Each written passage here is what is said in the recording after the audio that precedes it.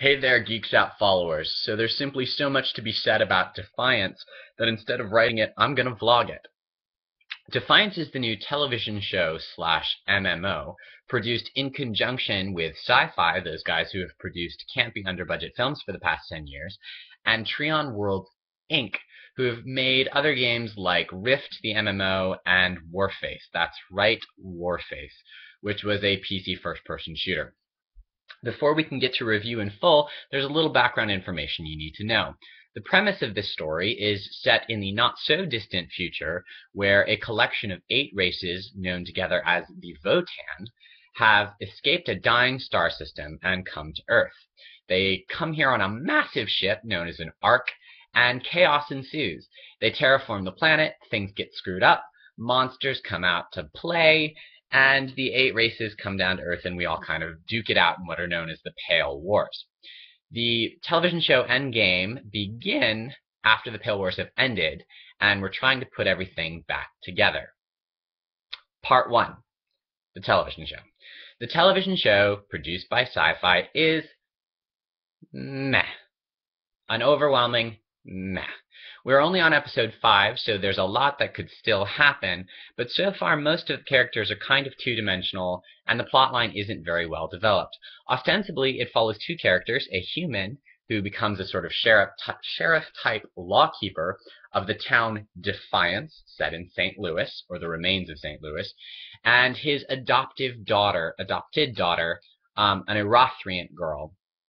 The Erothrians are one of the 8 races. They all have red hair and facial prosthetics that are very Buffy-esque, which is kind of funny because if you watch Buffy, Darla makes a huge appearance on Defiance as the mayor.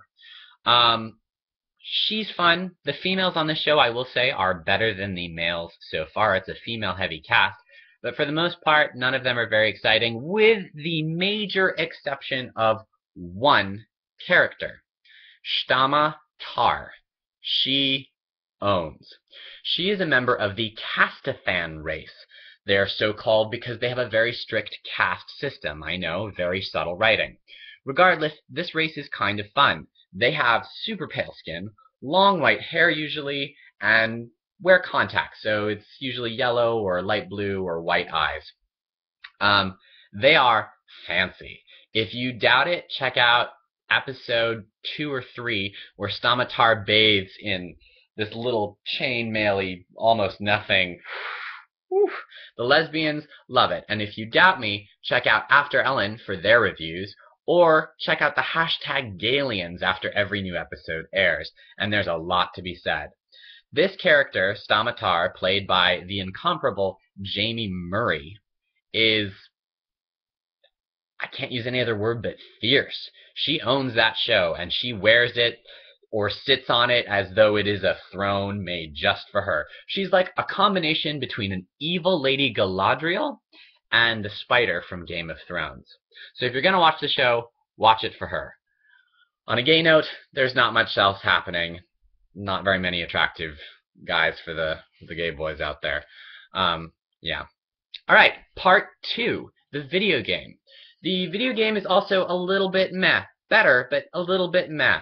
There's not a lot going on. It's a little clunky. It's exciting in that it is an MMO for consoles and crosses the console barrier from PS3 to Xbox, which is a new frontier. There aren't many games that have done that yet.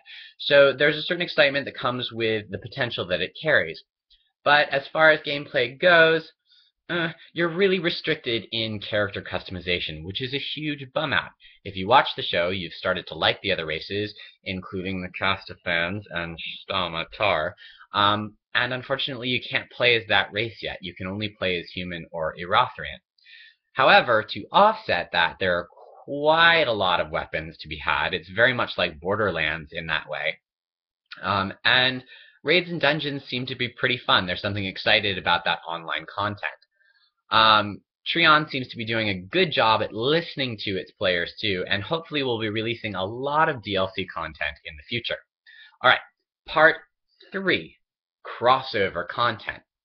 Now, one of the issues here is that the gimmick between the television show and the game is that you're going to get a lot of characters and things happening on both sides.